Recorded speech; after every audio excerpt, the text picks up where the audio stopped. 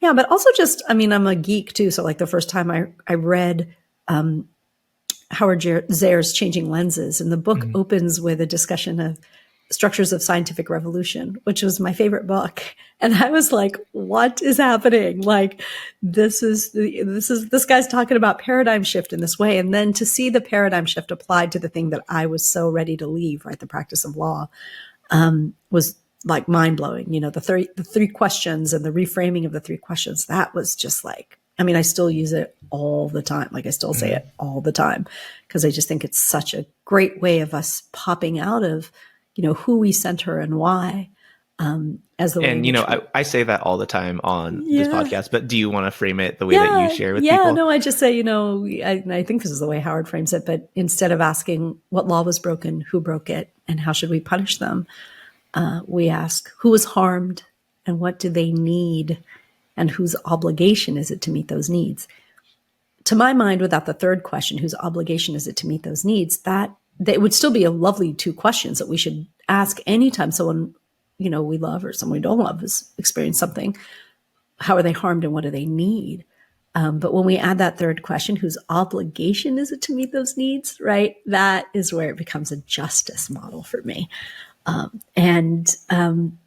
I just really love that framing. I just think it's truly brilliant, and it anchors my work all the time. Like, oh, am I really doing RJ? You know, am I really getting at those three questions? What would be the alternative to not doing RJ with just those two questions? Well, I think that there's I don't know what people mean by the word restorative, standing alone without the word justice. You know, that's a restorative way to be. Like, I think that that's the first two questions. Who is harmed and what do they need, right? So if I do a healing circle, like there was a time almost a decade ago at this point where I had a circle, I co-facilitated a circle for South Asian survivors of child sexual abuse. And we spent a lot of time in the first two questions. How are we harmed and what did we need? And but we never got to we might have talked about whose obligation it would have been to meet those needs, right? But those obligations weren't met, or the people who caused the harm weren't in the circle. And so my work has primarily been in trying to get those folks into the circle. That is where things feel juiciest to me. The possibility of having people who have actually caused the actual harms. And I know we don't have all of them. Like, I understand that individual harms exist within this broader structure of structural harms and historical harms. And at the same time, I think there's something so revolutionary about the fact that we can live within all these systems of structures of oppression and still choose on the individual level to be our best selves. It's almost like, I'm not going to let you do that to me. I'm not going to let you turn me into the thing that I have every right to be for my own survival, you know, to steal from that store, to, you know, be violent back, to whatever. I want to be my best self despite all the oppression. And so that to me is the exciting part about, you know, meeting our obligations to make things right when we've harmed people, even when it's really understandable we've been set up by the world to cause those harms. And I don't want to discount folks who engage in processes processes formally or like in the work for themselves that is healing for themselves without engaging with the folks who have caused them harm, right?